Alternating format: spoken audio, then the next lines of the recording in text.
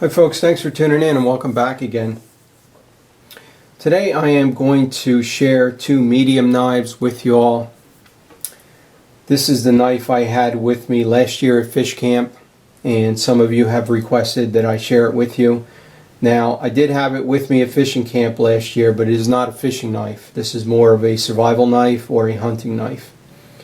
And in the back here I have the little brother to this knife.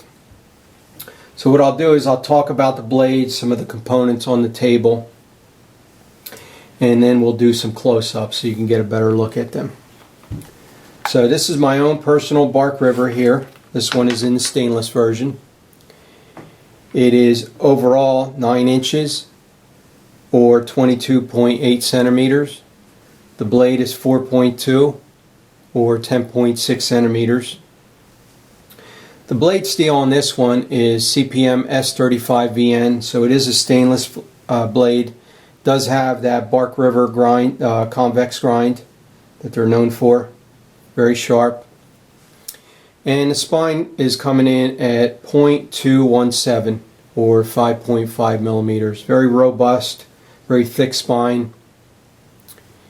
And this one is rampless, but they do come with a ramp or jimping if you prefer that. I have Maroon linen Micarta scales on this knife. Back here there is a tube, and there's also this lanyard loop back here where you can attach a removable lanyard. Now, some people don't like this little piece protruding in the back and they prefer the smoother area back here. That's personal preference, of course. Now, if you notice, this knife here does not have the blade steel stamped on it, and it's one of the few ones that I have from Bark River that does not have the actual blade steel on the knife itself, and I kind of like that. But it is the stainless. This one is the stainless knife S35VN. And this knife, of course, just based on the specs, you know it's overbuilt. And this is what I would consider a survival knife. It will dress out deer, it'll break through the pelvic bone, it'll bust the shoulders, it has enough belly for skinning, and it works pretty good in the field. I think it's just a little too stout to be a primary hunting knife, but you might disagree. So this is the Bark River Bravo 1 in stainless. And what I'll do is I'll set it down right here. And actually, before I do that, let me just talk about the staining. You're going to get staining on this knife if you utilize it with the fire steel to strike a fire on the spine. The solution to this is, obviously you can clean it up, but you can utilize a small striker like this if you don't want to get the knife all dirty. It's not a big deal for me, but it may be for some because it does scratch the spine a little bit. And this is a super striker from firesteel.com, and this here would be just another option for creating a fire. And some of you might argue that this is actually safer and would allow you better control when you're starting a fire. So this is something you could keep in your pocket if you wanted to, or you could actually mount it on here with the fire steel, and this way you would never even need to take the knife out. You could just utilize the fire steel and the striker. Now, the con of that is it's going to move around and it's going to make noise on here, but if you kept one in your pocket, it would be no issue. Now, I don't really care about it. I mean, I'll show you how to remove these in a second. It's not that big of a deal. And you can use some of this polish. This is Filtz, and it is corrosion resistant polish that goes on the blade. And I'll show you how this is done real quick. Just need an old shirt, preferably one that you're never going to use again, and just dab a little bit on the blade and just work it in a circular motion. Now again, this is not going to do anything for the scratches, so those scratches on the spine, they're just going to be there and you'll have to deal with that. If that's something that really bothers you, then you may want to transition and just use one of the small strikers.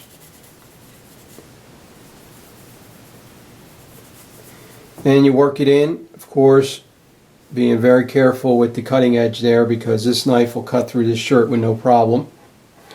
And it's going to turn the rag black.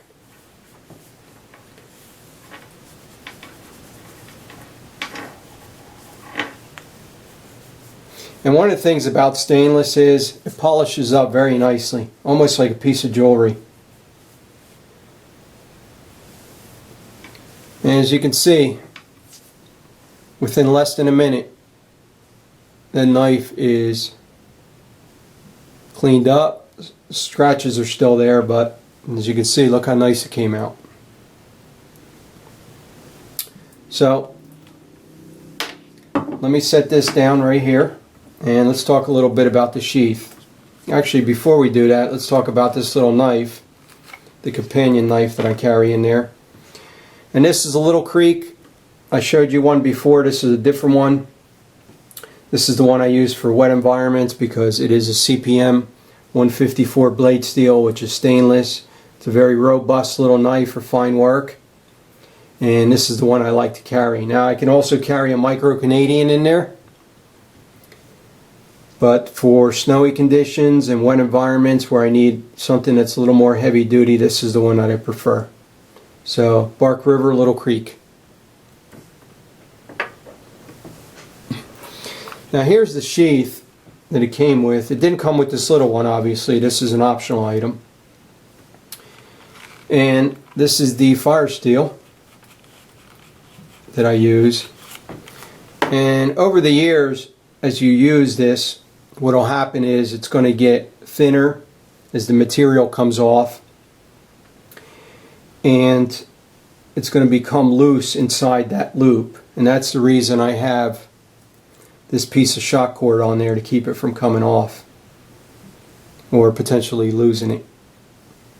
But this is a Bark River custom fire steel in Maroon linen micarta to match this setup. And I'll set that right there. Now to waterproof the sheath, I use Open-Off. There's other preservers out there. This one's a heavy duty one. And what I do is I heat it up with the hair dryer and I melt it, and then I apply it onto the sheath on both sides. I work it in pretty good. And I generally do this at the beginning of the season. And then I take the hair dryer and I melt it in again till it disappears. You can barely see it. Careful not to apply too much heat to one area. And then I let it dry, I let it cool, and then I put a cold treatment on top. So I actually do two coats, a hot one and a cold one, and that preserves the sheath. So this is the treatment that I use, this heavy duty leather preserver. Now let's talk a little bit about this mounting hardware and this extra sheath.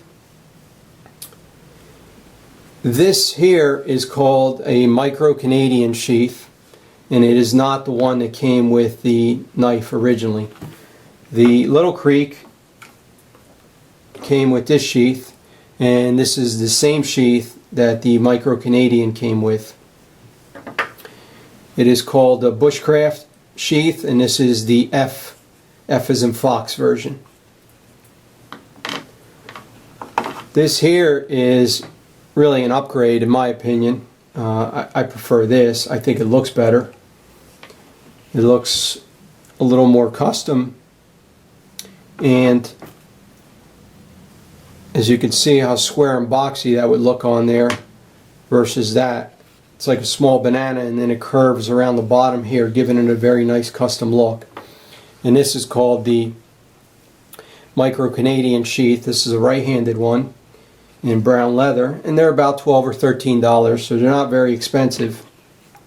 But this one will also work. I just think this one's going to look a little bit better. As far as hardware, you'll need a screw, you'll need a nylon spacer, and you're also going to need a locking nut on the bottom. And you can go two different routes. You can buy a pre-built kit. This is the Piggyback kit from Bark River, and I'm not really crazy about this one here. This is their newer one, and I prefer the older one. It has the spacers here are made out of brass, and it separates the knife further away, so it sticks out further, and I don't really like that. And it's a little bit overkill. This is going to be heavier and add more weight to it. And I would say this is about $6 or so for this little kit. This one here is the one I prefer. It has the nylon spacers, it has the locking nuts, and it has the screws. But this one here is a little bit harder to get.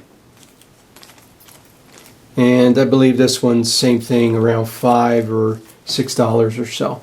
So you can get the pre-built kits. Now you could also go to a hardware store, Home Depot, Lowe's, or a local place, and you can simply get a 6/32 screw that's 1 inch, and stainless, of course. And this is the brand I purchased by Everbuilt, and you get a half dozen in here. So that addresses the screw.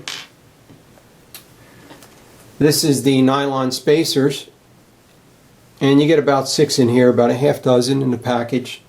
These are made by Hillman, and it's 0.140 times 5/16 times 1/8, and it's the same exact spacer that came with the kit.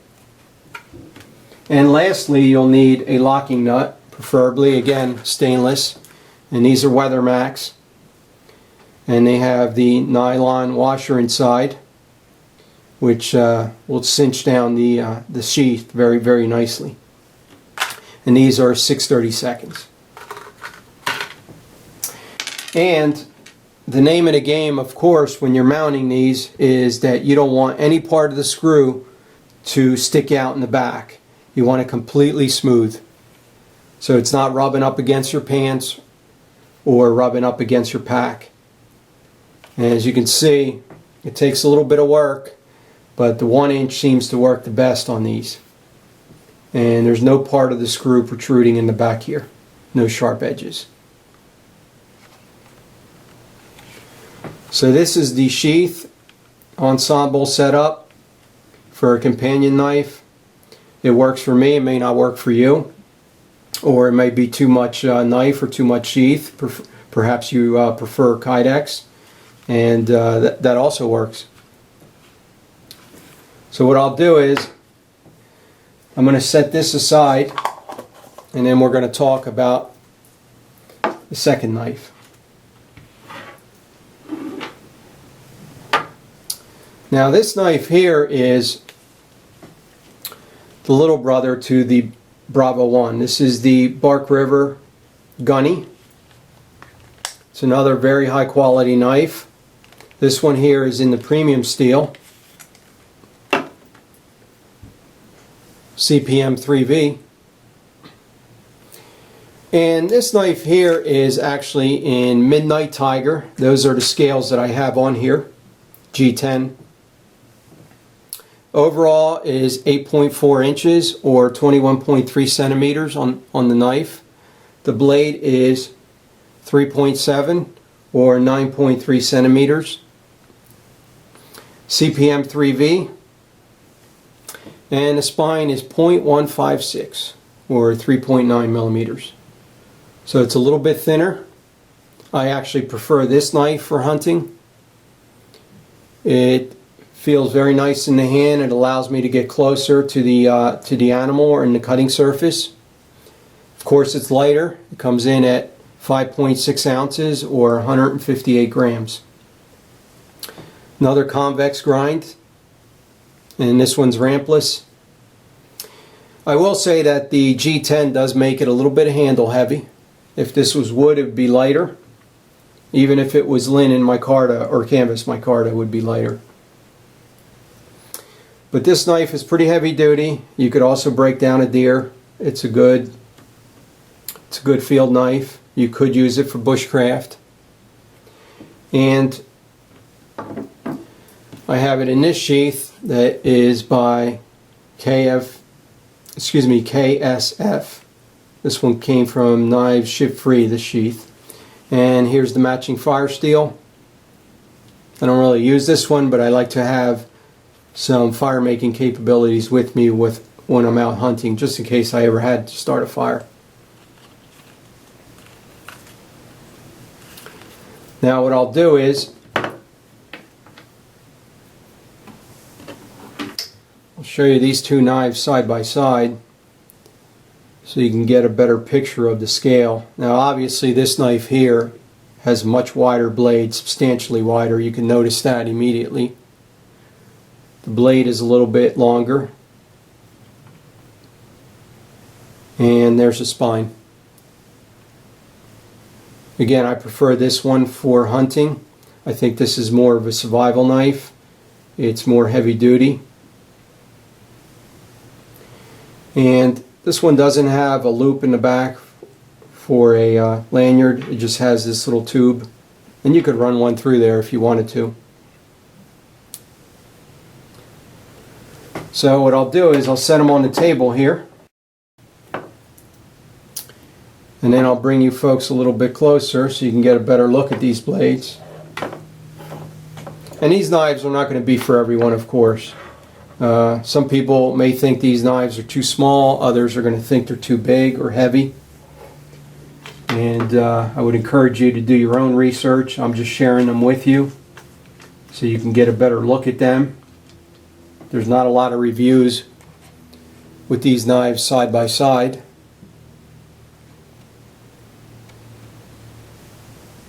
So let me bring you in a little closer here.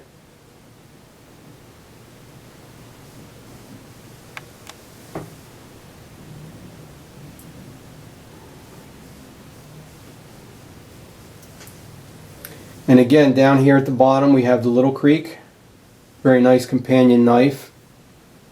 Now I could also mount a Micro Canadian in here if I wanted to, or I could put another one of the small companion knives. In the middle we have the Bark River in stainless, S35VN. And on top here we have the little brother, the Gunny, and that's a very popular knife as well.